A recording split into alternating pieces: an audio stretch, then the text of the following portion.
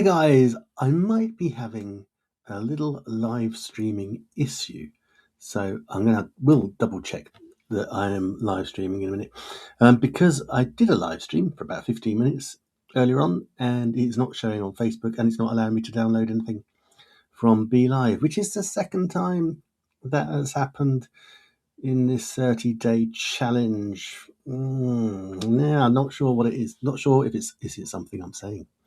Am I being too controversial? I've got something today to tell you that I want to make sure that I'm live so I can tell you it. It's not showing me as live right now. Maybe there's just something not quite right. Who knows?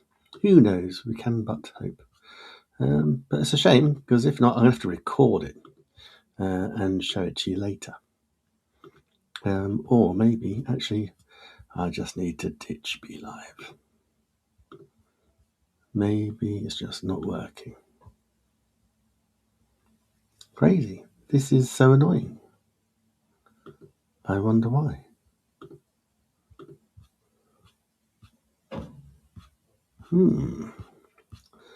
Nothing going on there. Yesterday's worked fine. How strange. How very strange.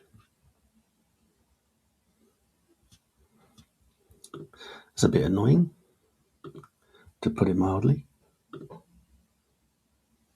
Oh, okay, now it's saying I'm live.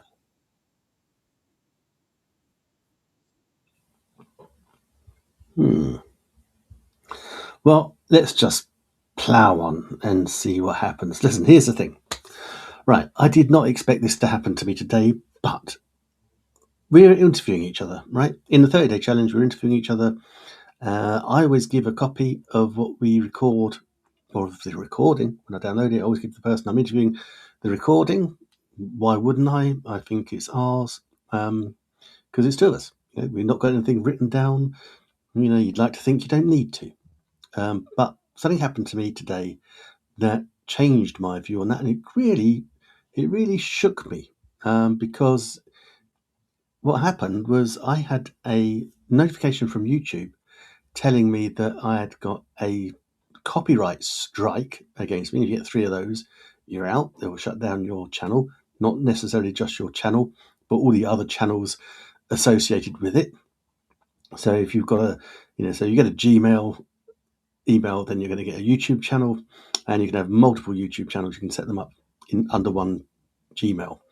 So you could risk not just the one that you're getting the strike for, you're potentially risking all of those ones as well, because they could shut them all down. They don't like copyright infringement. And quite rightly. But when they produce a new feature that isn't rolled out across the world yet, and someone uses it, and that someone actually is someone you considered a friend, then that's when it gets a little bit more contentious. And I was a little bit peeved, to say the least. I'm trying to restrain my natural reaction to swear. No, I don't swear, but yeah, I'm peeved, to put it mildly. So what happened then? So this happened to me. I had this email from YouTube, told me the video that it was, gave me a link. Couldn't see it because it's taken it down, so I wasn't sure what it was. I kind of had a guess that it was an interview that I'd done with someone using Be Live. Back in the day, I've interviewed this person, but she's interviewed me. I've interviewed her a few times, so I was surprised to get this notification. So I emailed her and said, look, I said, no problem. I said, I'm just a little bit surprised that you didn't just ask me if I've offended you, or if you think it shouldn't have been up. Then if you'd have emailed me or told me, I would have taken it straight down. I didn't. I'm just surprised that you didn't come to me first. So, but I said, no problem. What's done is done. I have to deal with the copyright strike. And there are ways to release them, but it's just an unnecessary piece of thing to do. So anyway, I woke up this morning. I got an email back from her. So sorry, Nick. I'm so sorry. I didn't know it was you. I didn't realise it was you. It's a new thing that YouTube have brought out, where you can you can find, or it finds potentially pirated or copyright infringed material, and it tells the creator, and then it says, right, then what do you want us to do? And you don't have to say straight to copyright strike, but that was one of the options, and that's the option she took. But anyway, apologized in the email and said, said, so sorry, if I'd known it was you, I wouldn't have done it. Of course, I'd have come straight to you. So I thought, okay, that's fair enough. So imagine my surprise when about 2 hours ago, I get a notification that this person has put up a new video, because I subscribe to their channel, put up a new video, and it's all about what she had just done to my video. You can see it's me on the screen, for God's sake.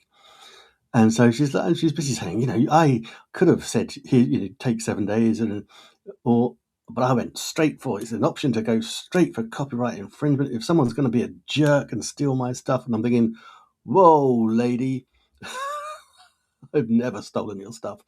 Your stuff sucks a lot of the time. But yeah, I thought, no way, I'd never steal someone's content like that. And the fact that she'd actually emailed saying, if I'd known it was you, I wouldn't have done it. And then she does this video literally an hour, literally 2 hours ago now it was. And I thought, man, so of course I'm not going to name her. Of course I'm not. I'm not like that. I'm not vindictive or revengeful. Unlike the guy in the Count of Monte Cristo that I talked about the other day. I'm not Edmond Dantes. No, I just leave it. It's like, fair enough. But what I did do, because it was a new video, no one's really seen it. Someone just commented some clapping, I think, and I was the first person to properly comment and said, look, thanks for this, your apology. Thanks for your apology email, I said. But it seems a little hollow now I've watched this video. Look, she can take the comment down, no problem, no skin off my nose.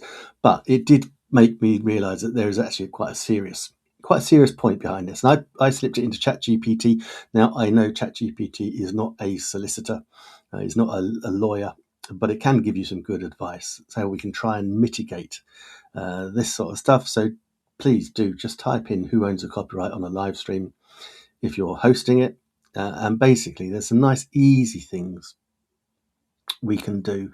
So basically, just have consent.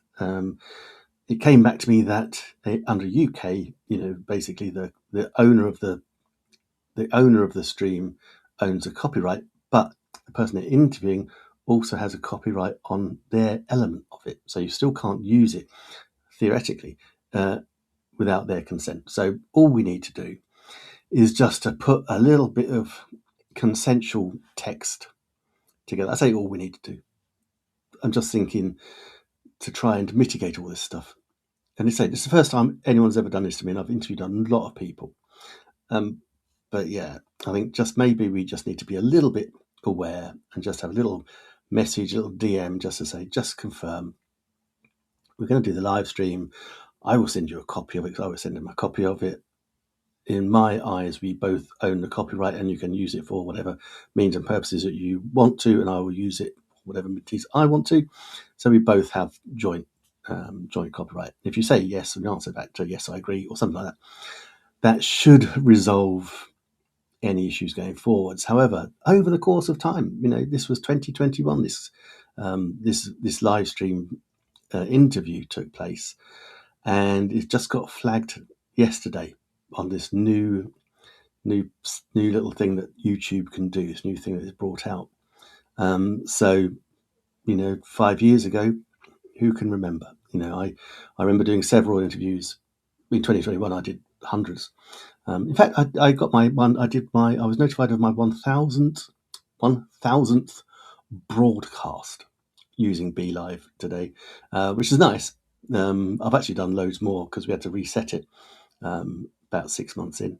So I know I'm probably 1,200, probably, but it's nice to hit that 1,000 milestone. So I just wanted to come on, share that with you, and it's funny, isn't it, how I struggle to follow a script or bullets, and yet quite happily talk about this without any issue whatsoever. So I should go back to my bullets tomorrow I will. Back to my bullets, because I need to nail that construct. I absolutely need to nail that construct. I know I need to nail it, and so I need to do what is uncomfortable and still outside my comfort zone, and that is following scripts and bullets and structure, as opposed to coming on, having a little rant, but trying to get a message across at the same time. So listen, guys, if anyone else has had this issue, please do let me know. Let me know if you've what your ChatGPT says to you, or any information that you can garner against this. Or any, maybe there's some of you here that are lawyers, attorneys, that actually know and can actually give us brilliant advice inside the group, and then we can share it out. Because no, this is unnecessary, and it's made me cross with someone that I really have no wish to be cross with whatsoever. I really don't care. But yeah, just one of those things.